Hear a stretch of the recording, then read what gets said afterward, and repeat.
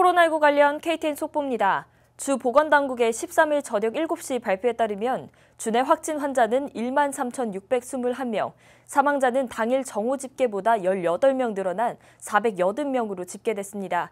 지역 병원에 입원되어 있는 환자 수는 2,702명입니다. 카운티별로는 풀턴 카운티 확진 환자 1,635명, 사망자 52명입니다. 디켓 카운티도 확진 환자가 1,000명이 넘었습니다.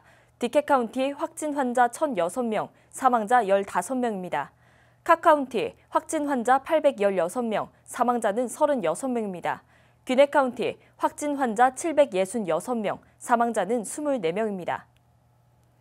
조지아 보건당국은 매일 2차례 진행되는 정례 발표에서 인종별 확진 및 사망자 분포를 추가로 공개했습니다. 조지아주 내 최다 확진 및 사망 인종은 흑인 및 아프리카 아메리카인으로 확진 2,485명, 사망 233명입니다. 히스패닉 및 라티노 계열이 아닌 백인의 경우 확진 환자 1,769명, 사망자 166명으로 집계됐습니다. 이어서 히스패닉 및 라티노 계열이 아닌 동양인의 경우 확진 환자 84명, 사망자 6명으로 집계됐습니다. 메트로시티은행 본점 직원 중 한 명이 3월 중순 무렵부터 재택근무 중 동생으로부터 코로나19에 감염된 것으로 알려졌습니다. 그러나 해당 직원은 은행 관계자와 접촉한 사실이 없으며 현재 은행은 최대한 방역에 신경 쓰며 정상 영업 중이라고 전했습니다. 아시플라자 슈가로프 지점이 오는 17일 금요일부터 마스크 착용을 의무화한다고 밝혔습니다. 최근 H마트, 메가마트 등 한인 식품점들에서 계속해서 확진자 소식이 이어지면서 매장 운영 규칙을 강화한 것으로 풀이됩니다. 정경섭 지점장은 코로나 바이러스 확산 방지를 위한 본사의 조치라고 전하며 매장을 방문하는 모든 고객들은 마스크를 착용해야 한다고 강조했습니다.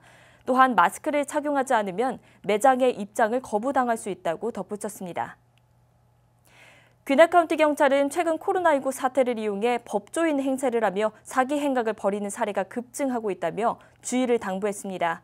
카운티 경찰 측은 이런 사실을 홍보하기 위해 한국어를 비롯해 중국어와 베트남어 등 다양한 언어로 영상을 제작했습니다. 경찰 측은 사기 피해를 입은 경우 770-513-5700 또는 조지아주 변호사협회 800-334-6865로 문의해 줄 것을 당부했습니다.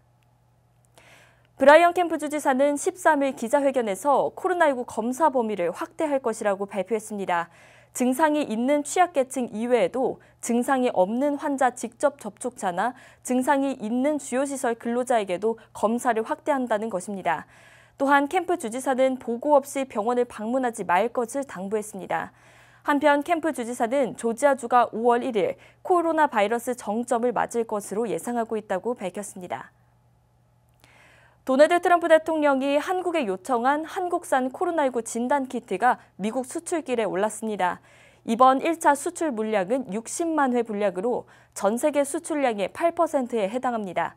한국 외교부 당국자는 이번이 1차 수출로 앞으로 추가 수출이 진행될 것으로 보인다고 말했습니다. 또한 트럼프 행정부의 고위 당국자는 감사의 말을 전했습니다. 스티브 무누신 연방 재무장관은 내일인 수요일까지 8천만 명에게 경기부양법 현금을 지급할 것이라고 밝혔습니다. 그는 현재 지급 과정이 예정보다 빠르게 진행되고 있다고 설명했습니다. 또한 경기부양 현금을 언제 받을 수 있는지 확인할 수 있는 웹사이트가 4월 중순에 열릴 예정입니다. 뉴욕을 포함한 동부 6개 주와 캘리포니아를 포함한 서부 3개 주는 각각 경제 정상화 방안에 대해 논의 중입니다. 동부 6개 주는 경제 정상화 계획을 조율하기 위한 실무 그룹을 구성할 예정이고 캘리포니아주는 14일 경제 정상화 계획을 공개할 것이라고 밝혔습니다. 트럼프 대통령이 경제 재개 관련 권한이 대통령에게 있다고 발언한 바 있어 주지사와 대통령 간의 갈등이 발생할 가능성이 있습니다.